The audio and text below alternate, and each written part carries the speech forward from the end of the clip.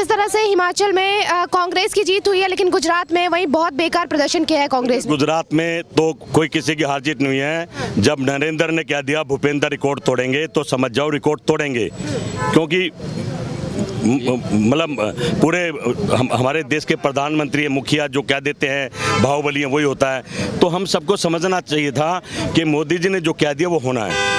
और कोशिश तो उन्होंने हिमाचल में भी करी थी, पर वहाँ प्रियंका गांधी थी, वहाँ की जनता मोदी के खिलाफ थी, बीजेपी के खिलाफ थी, तो इसलिए वहाँ प्रियंका गांधी की बड़ी जीत हुई है। और हम तो सोच रहे थे इससे भी बड़ी जीत होगी, कहीं ना कहीं जीत को रोका गया है। क्या इस बात को आप कहना चाहते हैं कि वहाँ भी गुजरात में जो बीजेपी प्रचंड बहुमत से जीती है, वहाँ पे ईवीएम हैक हुआ है?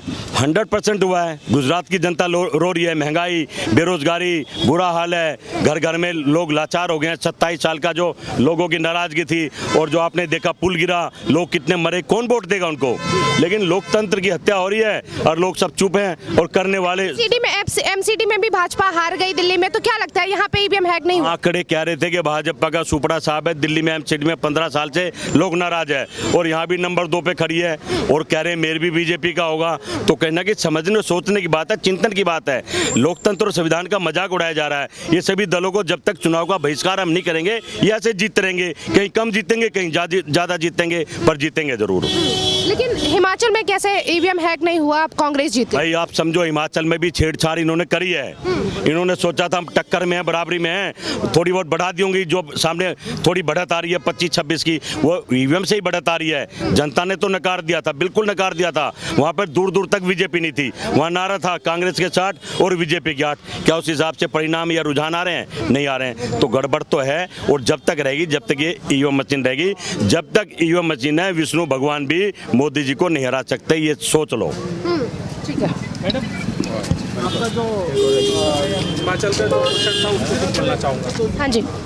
देखिए, BJP plan A plan B 2 plan पे काम करती है। एक तो जहां हमको एग्जिट पोल दिखा दो, जनता के मन में पहले ही डाल दो कि ये इतने आने हैं और आ गए। हमने तो एग्जिट पोल में पहले ही बता दिया था।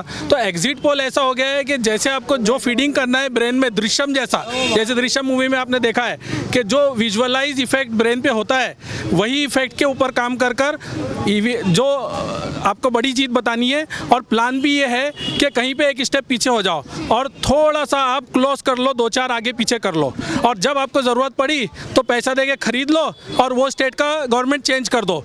ऐसी ही पॉलिसी पे 4 स्टेट की गवर्नमेंट ऑलरेडी चेंज हो चुकी है।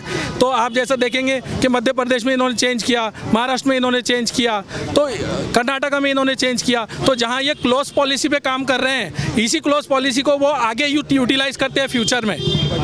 यही मैं कहना चाह रहा था आपको। गुजरात में जो बीजेपी की प्रचंड बहुमत हुई है, इतिहास बना है बीजेपी का, उसे कैसे देखते हैं?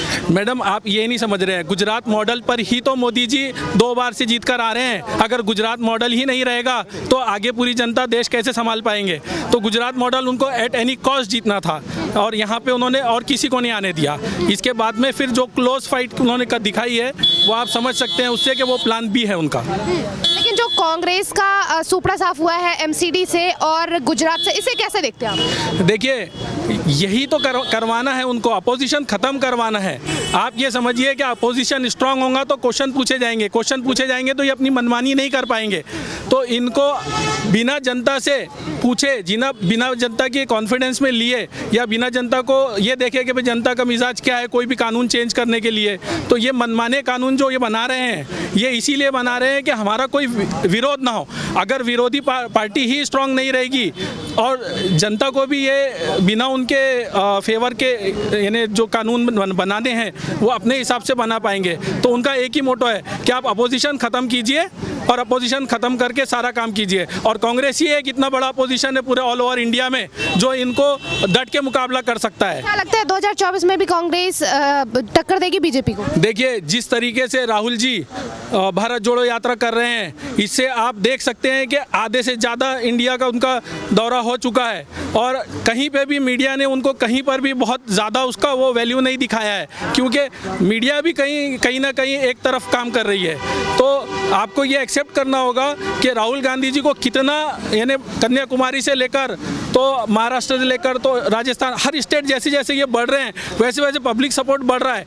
आप देखेंगे, मैं महाराष्ट्र से हूँ, आज इसी खुशी में यहाँ आया हूँ कि महाराष्ट्र में जो जनता का सपोर्ट मिला है, आप देखिए कहाँ मीडिया में कहाँ दिखाया जा रहा है। मैंने खुद देखा हूँ कि गांव के गरीब से गरीब लोग, हर तबके के लोग, हर जाति के लोग, या चाहे किसी भी, वो राहुल गांधी के पीछे खड़े हैं। शेगांव की अगर आप, हमारे यहाँ पर महाराष्ट्र में 2 जगह सभा हुई है, एक नांदेड़ में हुई है, एक शेगांव में हुई है। तो शेगांव में जो जन सैलाब मिला है वो वहाँ के लोगों ने कभी नहीं देखा। राहुल जी का इतना क्रेज़ है, लोग राहुल गांधी को सुनना चाहते हैं, राहुल गांधी को मिलना देखना चाहते हैं। और राहुल गांधी ने जो अच्छी बात बताई है, राहुल गांधी ने कभी, हमने जो सुना वहाँ पर, आप देख सकते हैं उसका वीडियो, राहुल गांधी ने इतना अच्छी बात बताई है कि आप अगर उनके क्लिप्स देखेंगे तो 2 तरीके के वीडियोस होते हैं। कभी अगर आप स्पीच देते हैं ना, तो एक स्पीच ये होती है कि भड़काऊ वाली भाषण की स्पीच होती है, और एक स्पीच होती है समझाने वाली स्पीच होती है कि देश की जनता को वो समझा रहे हैं कि महंगाई किधर चली गई, आम इंसान का बजट पूरा डिस्टर्ब हो गया। तो जो मनमाने कानून आ रहे हैं, देखिए, एक होता है देश को साथ में लेके चलना, और देश को साथ में लेके चलने के लिए आपको सबको लेके चलना पड़ता है। अब सबको लेके चलना है आपको, तो सबके हिसाब से प्लान बनाने पड़ते हैं। अगर आपको बुलेट ट्रेन बनानी है और कुछ लोगों को लेके चलना है, ये दूसरा प्लान है। तो बीजेपी यही कर रही है कि कुछ बड़े लोगों को लेकर चल रही है बुलेट ट्रेन में, और बाकी आम जनता को भूल जा रही है। आम जनता का जो बजट इतना बिगड़ चुका है हर चीज़ में, चाहे वो पेट्रोल हो, चाहे वो डीजल हो, चाहे वो हर चीज़ हो, गैस हो, तो बेसिक चीज़ें जो है आम इंसान की, वो फिर से लकड़ी पर आ गया है। यानी पहले इन्होंने कहा कि आप गैस ले लो, एक कॉमन मैन ने गैस किसी तरीके से खरीद लिया, लेकिन अब वो अफोर्ड नहीं कर पा रहा है। आज उसको केरोसिन बंद कर दिया। कॉमन मैन का चूल्हा एटलीस्ट लकड़ी से, केरोसिन से, स्टोव से चलता था, अब वो स्टोव में भी डीजल डालना पड़ रहा है।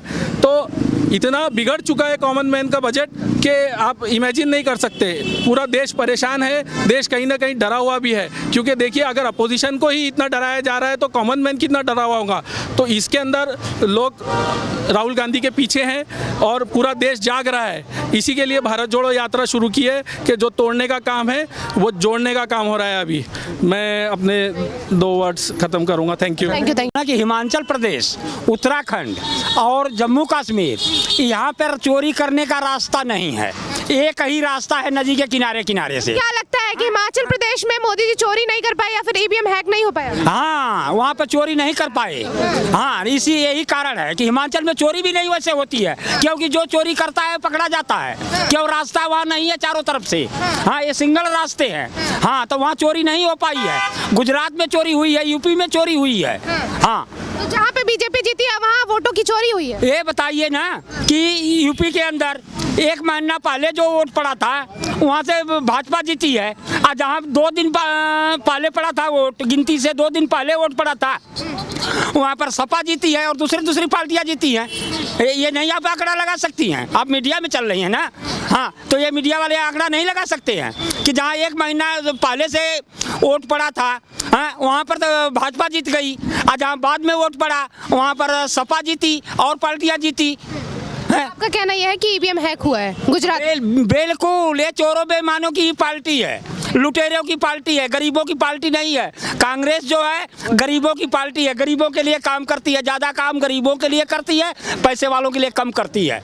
क्योंकि माँ हमेशा छोटे बच्चे का ख्याल करती है, बड़े का नहीं, लेकिन ये भाजपा वाले छोटे का नहीं। इसी कारण से देखो, कागज लेकर के यूपी में गाजीपुर डिस्ट्रिक्ट से मैं आया हूँ। हाँ, मैं आया हूँ यहाँ प्रदर्शन करने के लिए, क्योंकि मैं वहाँ के पुलिस मुख्यालय में भी दे चुका हूँ। हाँ, मैं कहा गाजीपुर के अंदर अब अधिकारी कर्मचारी नहीं, योगी सरकार ने बैठा रखे हैं, वहाँ पर तो कुत्ते बैठा रखे हैं जो कि गरीब जनता को लूट के खा रहे हैं। इसी कारण से देखो, मैं कागज लेके घूम रहा हूँ, कोई सुनवाई नहीं है गाजीपुर के अंदर।